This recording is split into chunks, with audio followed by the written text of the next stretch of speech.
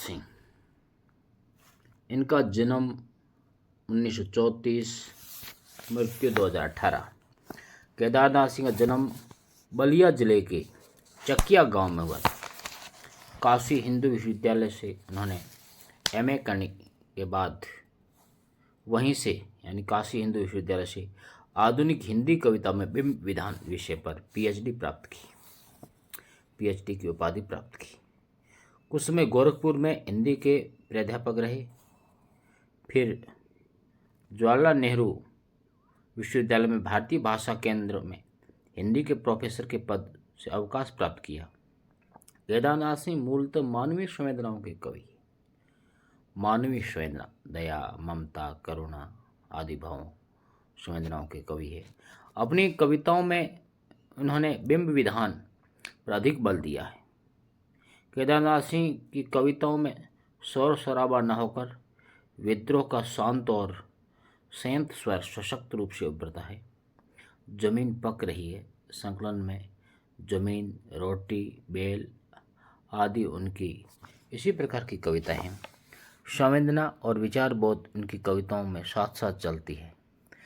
जीवन के बिना प्रकृति और वस्तुएं कुछ भी नहीं है, यह एहसास उन्हें अपनी कविताओं में आदमी के और समीप ले आता है।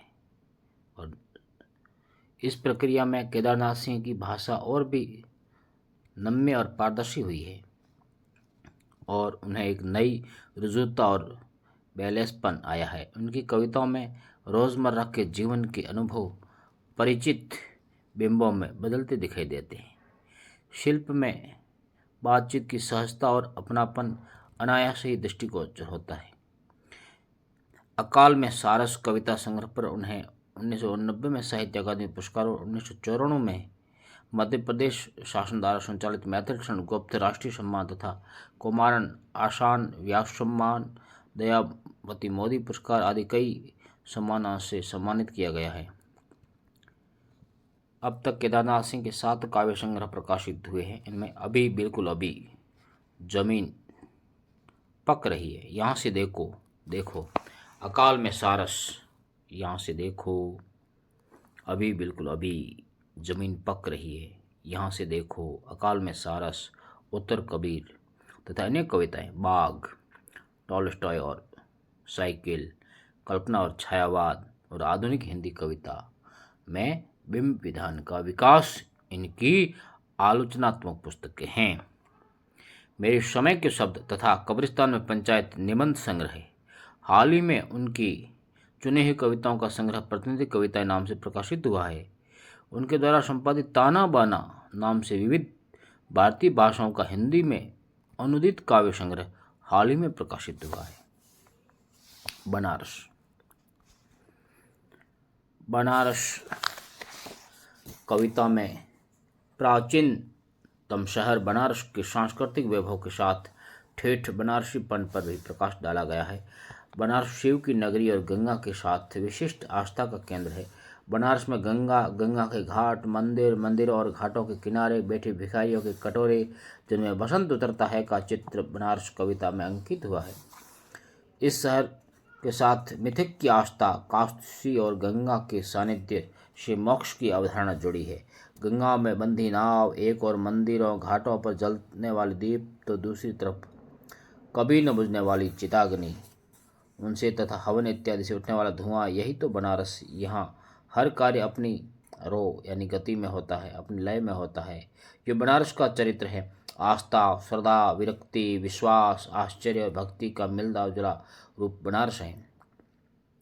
काशी की अति प्राचीनतम आध्यात्मिकता एवं भव्यता के साथ आधुनिकता का समाहार बनारस कविता में मौजूद है।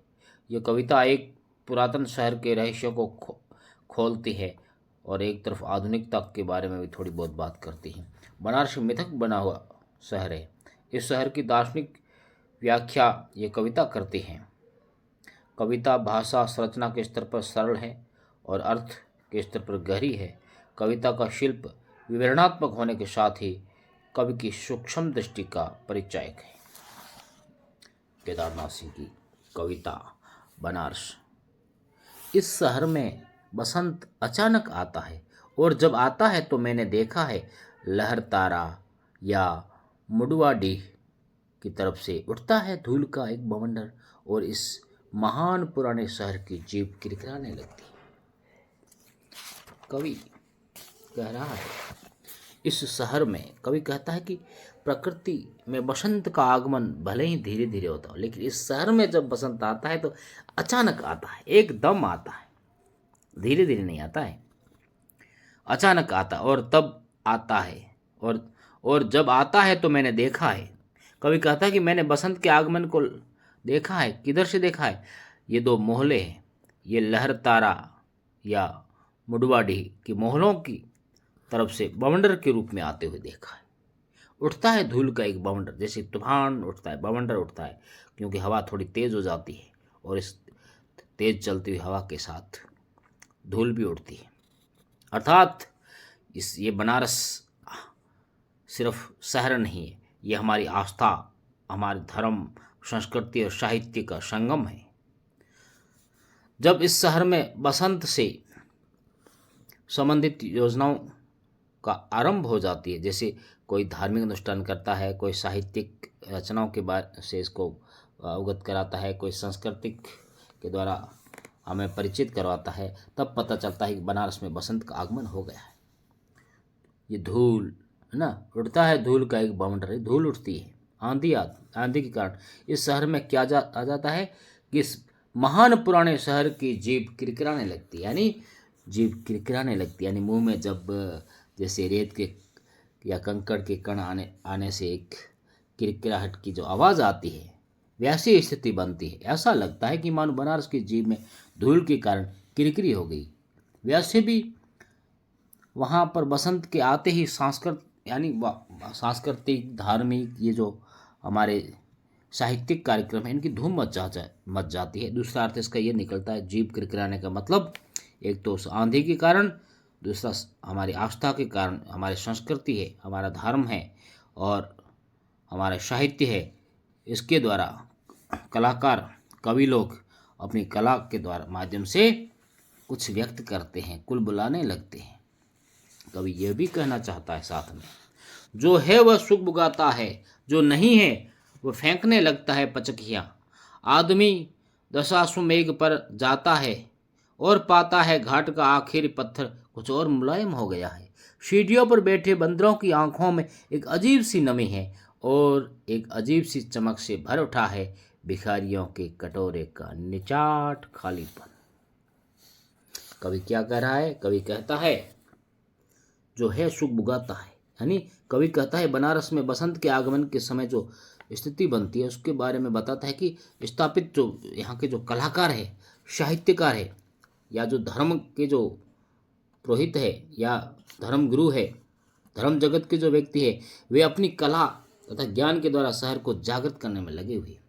जो है वो सुख बुगाता है, यानी सब जागरण करने की क्रिया चल रही।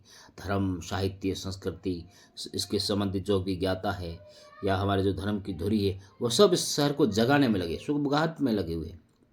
जो नहीं है वो फेंकने लगता है पचकियाँ, और जो स्थापित या प्रसिद्धि प्राप्त नहीं कर चुका है, यानी अब जो सीख रहा है, नौसिखिया है, वो अपनी कला की पचकिया तथा अंकुरण का प्रस्फुटन कर रहा है, अपनी कला का प्रारंभ कर रहा है, उसकी शुरुआत हो रही है।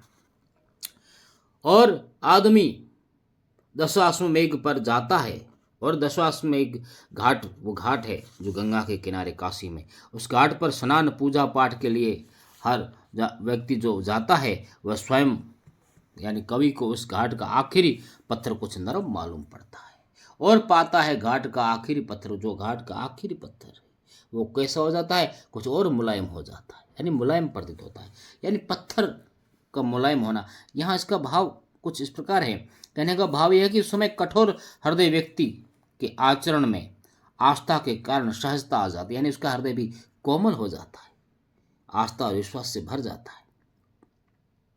सीढ़ियों पर बैठे, जो घाट के किनारे जो सीढ़ियाँ हैं, कवि को घाट की सीढ़ियों पर बैठे बंदरों की आंखों में एक क्या दिखाई देती है? सीढ़ियों पर बैठे बंदरों की आंखों में अजीब सी नमी है, एक विशेष अलग ही प्रकार की अनोखी आर्द्रता दिखाई देती है। किनमें? बंदरों की आंखों में, जो घाट के किनारे बैठे। और एक अजीब सी चमक से भर उठता है भिखारियों के कटोरे का निचाट खालीपन। निचाट यानी एकदम बिल्कुल खालीपन। कवि कहता है जीवन के अंदर जो संघर्ष कर रहे, जैसे भिखारी लोग हैं, दीनहीन गरीब, ऐसे व्यक्ति अपने पात्रों में बसंत के आगमन से एक अजीब सी चमक आ जाती है। यानी उनके पात्रों में लोग दान दक्षिणा के स्वरूप कुछ पैसे देते हैं और उन पैसों का उन खाली कटोरे में उतरना एक बसंत की तरह एक उल्लासपूर्ण वातावरण, उमंग छा जाती है। उनके लिए वो पैसे एक बसंत से कम नहीं, उल्लास से कम नहीं। और दानदाताओं से खूब भिक्षा मिलती है, जिससे उसके चेहरे में क्या जाती है? भिखारियों के चेहरे में प्रसन्नता आ जाती है, प्रसन्नता का भाव झलकने लगता है। तो उनके जीवन में भी उस ऐसे बसंत का आगमन हो रहा, और जो कटोरा खाली है उस खालीपन को भर रहा है। कौन? वो दानदाताओं के द्वारा दिए गए रुपए और पैसे। और एक अजीब सी चमक से भर उठता है भिखारियों के कटोरे का निचाट खालीपन। आगे कवि कहता है, तुमने कभी देखा है खाली कटोरे में बसंत का उतरना? यह शहर इसी तरह खुलता है, इसी तरह भरता है और खाली होता है ये शहर। यानी भरना, खाली होना, बहुत अलग अलग प्रकार से एक लय है इस शहर में। कवि प्रश्न करता है कि नगर के अन्य निवासियों ने खाली कटोरे में बसंत का उतरता देखा है? तुमने कभी देखा है? यानी हमसे पूछ रहा कवि कि तुमने कभी खाली कटोरे में बसंत का उतरना देखा है? बसंत अर्थात उन भिखारियों के कटोरे में जो भिक्षा आदि दी जाती है, इससे भिखारियों के चेहरे पर तो चमक आ जाती है, वही बसंत तो है। क्योंकि भीख मिलने के कारण उनकी खाली कटोरे भरने लगते हैं। यह विशेषता केवल इसी शहर की है। ये शहर इसी तरह खुलता है, यानी इस शहर की शुरुआत ऐसे ही होती है। ये शहर इसी तरह खुलता है, अर्थात ये शहर अपनी धुन में रहता है, अपनी मस्ती में रहता है। ऐसे ही हर दशा में प्रसन्न रहना बनारस की विशेषता है। ऐसे ही इसी तरह खुलता है, ऐसे ही प्रसन्न रहता है और इसी तरह भरता है और खाली होता है ये शहर। और यह हर दिन की शुरुआत बड़े उल्लास के साथ होती है। ऐसे ही यहाँ बहुत सारी भीड़, बहुत से लोग देश देश से कोने कोने से आते हैं और यहाँ से चले जाते हैं। तो भरने और खाली होने का सिलसिला चलता रहता है। अर्थात इस शहर में एक सामूहिकता की जो लय है, वो एक सामूहिकता की जो विशेषता है वो अलग है। इस सामूहिकता में एक समरसता है, समानता है, यहाँ के निवासियों में सरसता है। कवि ये कहना चाहता है। इसी तरह रोज रोज एक अनंत शव ले जाते हैं कंधे अंधेरी गली से चमकती हुई गंगा की तरफ। इस शहर में धूल धीरे धीरे उड़ती है, धीरे धीरे चलते हैं लोग, धीरे धीरे बजते हैं घंटे, शाम धीरे धीरे होती है। कवि कहता है, कवि बनारस का चित्रण करते हुए कहता है कि सहज भाव से करता है कि मतलब जो बिल्कुल एक सहज और सरल तरीके से हो रहा है, सहज भाव की बात कर रहा है। यहाँ के निवासी प्रतिदिन अनगिनत शवों को अपने कंधों पर लाद कर इसी तरह रोज रोज एक अनंत शव, अनंत यानी जिसका कोई अंत नहीं, अंतहीन स्वर, यानी बहुत से शव अनगिनत शवों को लेकर आते हैं अपने कंधों पर, ले आते हैं अपने कंधों पर। अंधेरी गलियों से, बनारस की अंधेरी गलियों से निकल कर गंगा की तरफ, अंधेरी गली से निकल चमकती हुई गंगा की तरफ। क्योंकि गंगा आस्था का केंद्र है, लोगों की जो आस्था है मोक्ष का केंद्र है, इसलिए उसके प्रति जाते हुए लोगों के मन में क्या आती है? चमक स्वतः आ जाती है। अर्थात वे मृत्यु रूपी अंधकार से मोक्ष रूपी गंगा के पास ले जाकर शव का दाह संस्कार कर रहे हैं, इसलिए उनकी आंखों में क्या है? चमक है। मृत्यु का भय थोड़ा फीका पड़ जाता है। इस शहर में धूल धीरे धीरे उठती है। कभी आगे कहता कि यह शहर भागम भाग वाला नहीं, यहाँ मतलब धूल भी धीरे धीरे उड़ती है और अंधड़ का रूप और धीरे धीरे उड़ती है, धीरे धीरे चलते हैं लोग, है ना। अंधड़ का रूप धारण नहीं करता है, धीरे धीरे हवा चल रही है। और यहाँ के लोग भी धीरे धीरे चलते हैं, लोग बिल्कुल धीरे धीरे ऐसे आराम से मस्ती से चल रहे। उनकी चाल में उतावलापन, तेजी नहीं है। वे धीरे धीरे बजते हैं घंटे। यहाँ के मंदिरों के घंटे भी धीरे धीरे बजते हैं। और शाम भी कैसे होती है? धीरे धीरे होती है। अर्थात हर कार्य धीरे धीरे करना इस शहर की अपनी विशेषता है। आगे कवि कहता है, यह धीरे धीरे होने की सामूहिक लय दृढ़ता से बंधे हैं समूचे शहर को। ये बांधे हुई है सामूहिकता है, लय, अपनत्व। इस तरफ की कुछ भी गिरता नहीं है, कि हिलता नहीं है कुछ भी, कि जो चीज जहां थी वहीं पर रखी है, कि गंगा वहीं है, कि वहीं बंदी है नाव, कि वहीं पर रखी है तुलसीदास की खड़ाऊ सैकड़ों बरस से। कवि कह रहा है ये धीरे धीरे होना, धीरे धीरे होने की सामूहिकता है। कवि कह रहा है कि बनारस के लोगों का स्वभाव जल्दबाजी या हड़बड़ाहट वाला नहीं है। सभी कामों का धीरे धीरे होना यहाँ की स्वाभाविक विशेषता है। यहाँ के लोगों के व्यवहार में समानता है, सामूहिकता है, समानता है। दृढ़ता से बंधे हैं, समूचे शहर को बांधे हैं, पूरे शहर को। इस तरह की कुछ भी गिरता नहीं, कि सारा शहर एकता के सूत्र में दृढ़ता के साथ बंधा हुआ है। इसी मजबूत बंधन के कारण यहाँ कोई चीज न तो गिरती है न ही हिलती है। गिरता नहीं, न हिलती है, और कुछ भी नहीं, न गिरना है न हिलना है, बस एक ही लय में एक साथ सामूहिकता के साथ सब कुछ हो रहा है। सभी ज्यों की त्यों यथावत रखी हुई है, और कि जो चीज जहां थी वहीं पर रखी, यानी जो जहां थी वहीं पर है। आस्था का केंद्र, जो मंदिर, जो सीढ़ियाँ, जो पौड़ियाँ, जो घाट, जो मंदिर, जो जहां थे वहीं पर है। जहां गंगा जहां बह रही थी वहीं बह रही है।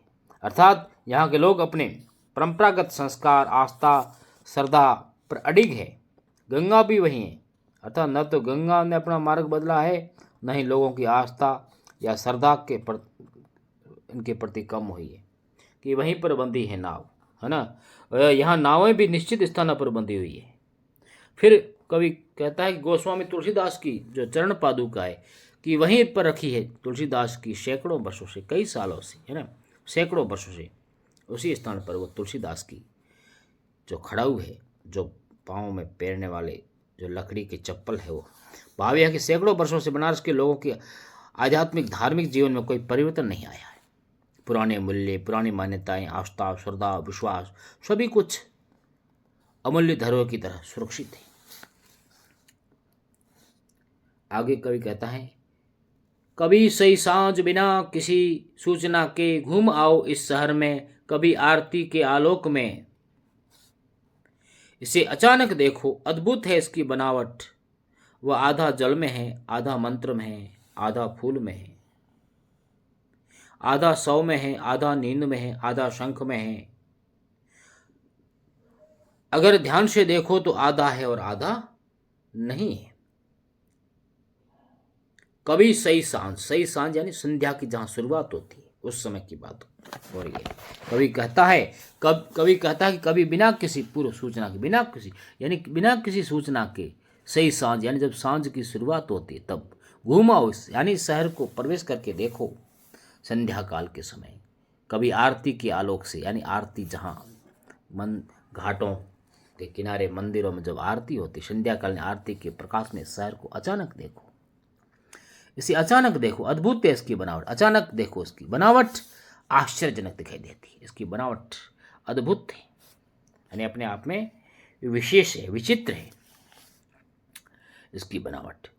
यह आधा जल में है, यह आधा शहर जल में है, आधा मंत्र में है, और आधा फूल में है, आधा सौ में है, आधा नींद में है, और आधा शंख में दिखाई देता है।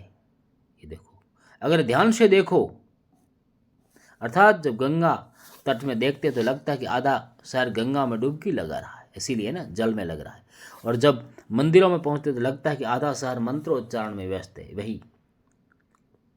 और फूलों के प्रति लगाव को देखकर तो यही धारणा बनती है कि सबको कंधों पर रख गंगा की ओर ले जाने वाले को देखता है तो ऐसा लगता है कि आधा शहर शमशान में खड़ा है।